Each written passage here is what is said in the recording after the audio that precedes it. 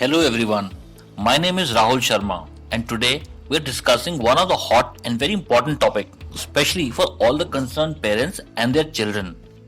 और ये टॉपिक है is it safe sending child to school.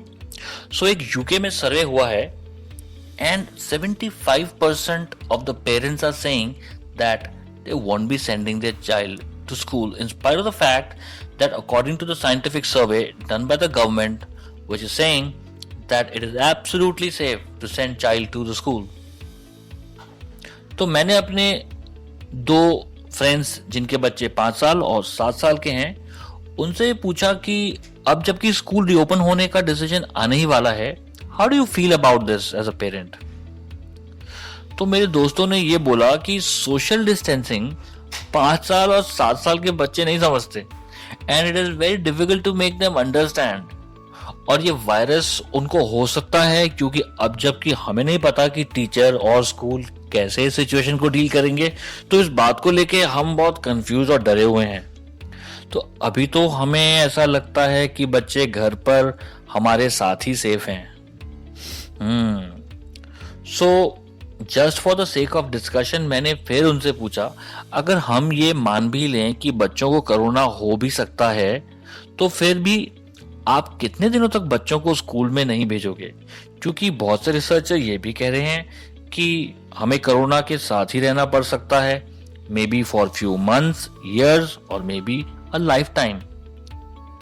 और recently according to UNESCO survey more than 32 crore students in India have been affected due to this corona pandemic, especially students from class 9th onward. तो सच बताऊं उनके पास कोई जवाब ही नहीं था. फिर मैंने उनसे आगे ये पूछा कि how do you feel about online education, are you satisfied, are you happy with the education system.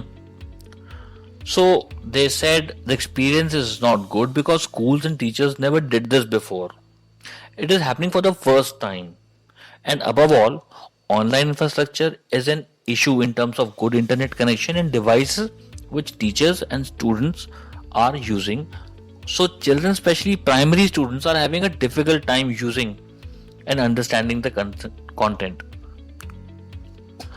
और इसके साथ मेरा तीसरा पॉइंट ये था जो कि आजकल बहुत न्यूज में है, वो है स्कूल की फीस का. मैंने पूछा क्या आप टाइम से स्कूल फीस दे रहे हैं.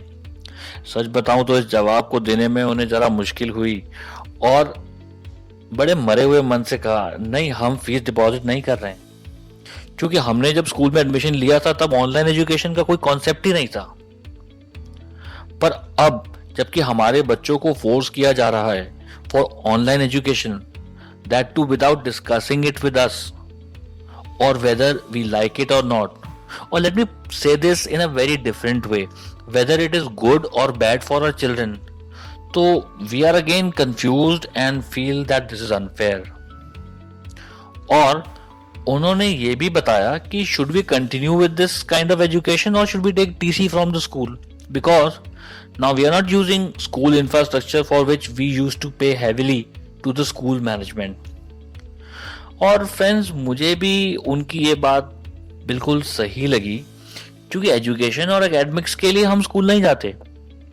It is about people you meet, the relationship you make with teachers and students, and you learn a lot about life apart from education, which is a major component in our life, which is unfortunately not happening in the case of online education.